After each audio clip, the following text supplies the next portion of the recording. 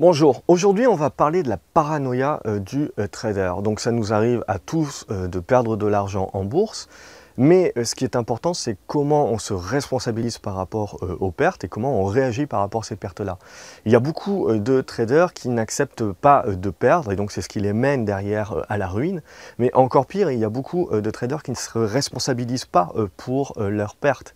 Et en fin de compte, ils les rejettent sur les autres, mais ils deviennent également paranoïaques. Il m'est arrivé plusieurs fois d'entendre des traders dire tout simplement que c'est pas possible, la Fed est contre moi, je suis certain qu'il y a d'autres traders de grands fonds qui ont vu mes positions et qui sont contre moi, etc. Et donc ces traders-là qui perdent de l'argent ont l'impression que le monde est contre eux. Ils ont l'impression qu'ils ne perdent pas à cause de leur mauvais choix ou à cause de leur anticipation et de leur mauvaise discipline par rapport au respect de leur stratégie. Ils ont l'impression que c'est la faute des autres, même la faute d'un gouvernement ou la faute d'autres grands traders qui veulent empêcher leur réussite.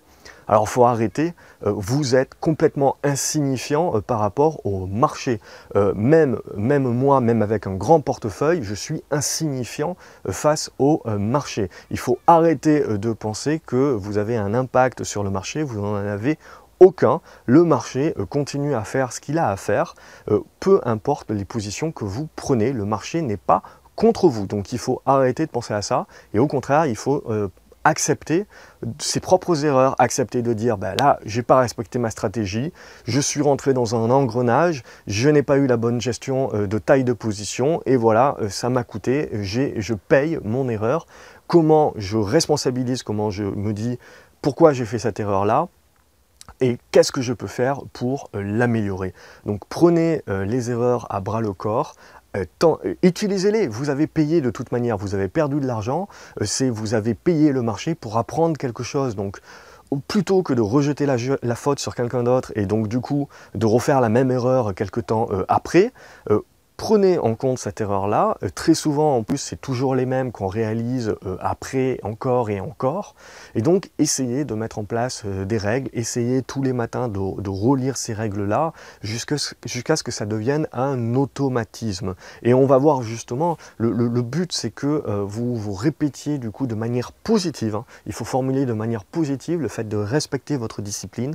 Aujourd'hui, je respecte ma discipline. Aujourd'hui, je respecte ma stratégie avec discipline, voilà, formulez de manière positive et potentiellement tout simplement mettez-vous une accroche. Il faut que à chaque fois que vous avez respecté avec discipline, ça ne veut pas forcément dire que vous avez gagné, hein. Vous pouvez très bien respecter votre stratégie avec discipline et puis ça ne se passe pas comme voulu, vous perdez sur le trade mais vous faites une petite perte, vous avez respecté votre stratégie avec discipline, voilà, octroyez-vous quelque chose qui est bénéfique pour vous, qui va vous faire plaisir. Comme ça, psychologiquement, vous allez associer le fait de respecter votre stratégie avec discipline avec quelque chose qui vous fait plaisir. Et contrairement, à contrario, associer par exemple avec la tonte de la pelouse ou avec une tâche ingrate que vous n'aimez pas faire, faire le ménage ou des choses comme ça par exemple, le fait quand vous ne respectez pas votre stratégie. Peu importe que vous perdiez ou que vous gagniez, encore une fois, la clé c'est pas de se concentrer sur le résultat,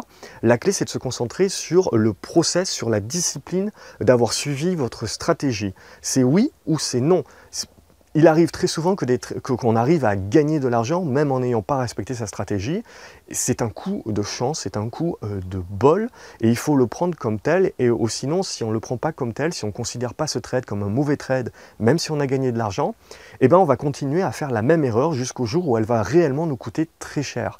Donc, c'est pour ça qu'il faut se focaliser sur la discipline. Vous avez suivi votre stratégie avec discipline, oui. Faites-vous un petit plaisir pour associer justement psychologiquement ce bon point avec quelque chose qui vous fait plaisir. Vous n'avez pas respecté avec discipline votre stratégie. Psychologiquement, associez cela avec quelque chose qui ne vous fait pas plaisir, qui vous embête. Et donc du coup, ça va pousser inconsciemment votre inconscient à faire moins de ce qui ne marche pas et donc de ne pas suivre votre stratégie et plus de ce qui marche, c'est-à-dire suivre votre stratégie. Si vous avez apprécié ce conseil, n'hésitez pas à mettre des pouces bleus, à partager également avec des amis que ça pourra aider. Et puis abonnez-vous à la chaîne YouTube de manière à recevoir d'autres conseils. Et puis, Également, pour celles et ceux qui veulent se lancer ou qui veulent gagner avec plus de régularité, en bas de cette vidéo, vous allez trouver tous mes conseils et mes guides gratuits pour véritablement franchir un cap dans votre trading.